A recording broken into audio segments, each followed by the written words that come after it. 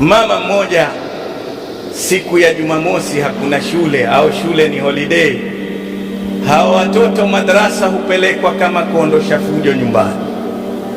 Kwa hivyo siku ile hakuna shule, watoto watakera, watolewa mapema aende madrasa. Akaenda yule mtoto mapema, mama taimu bado, amwambia chukua mpira wako nenda kacheze huko. Yule mtoto akaenda. Alipofika madrasa hajaja mtu, akafungua anza kucheza mpira wake, mpira ukadunda ukavunja taa. Wenzake walipokuja wakaona taa imevunjika pale. Nani amevunja taa? Yule akamwambia mimi. Mwalimu alipokuja watoto kama male, mwalimu kuangalia kamati saa, kiyama kimesimama. Nani amevunja saa? Sema huyu mimi. Mwenyewe akasema mimi. Mwalimu akamtandika kweli kweli. Wenzake wakamcheka. Baada ya kuchapwa anarudi kukaa anamcheka zuzu hili. Kwa nini aseme mimi? Si angenyamaza? Nani alimuona?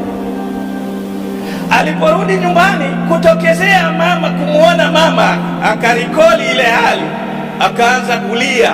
Mama akashtuka, huyu arudi nyumbani na kilio, akamuhagi na kumbusu na nini, niambie una nini? Akamuelezea kisa. Mama akakunja uso, toto jinga hili, hapa hujafanana na babako wala mamako, hatuna mtoto mjinga kama huyu, ina babake na mamake waongo, wewe mtoto mkweli, mwanaharamu wa baba na mama, hii nyumba ya waongo. Angalia hapa, mwalimu amechangia mtoto awe muongo, amefanya kosa ili kuamwambie leo ningekuchapa sana kwa tendo lako hili, lakini kitu kimenifanya nikusamehe, umekuwa mkweli. Na Mtume sallallahu alaihi wasallam asema alaikum bisidqi, angekuwa mkweli milele. Lakini mwalimu imekuwa ndio kiyama, yeye hutoa adhabu ya jahannam, ameileta kwa sababu mtoto amesema kweli. Mama amwambia si wetu kamwe, wewe tumekuokota, wewe si mwana wetu. Kwa hivyo mtoto huyu kesho ashabeba, kumbe kuwa mwerevu ni mtu kuwa mwongo.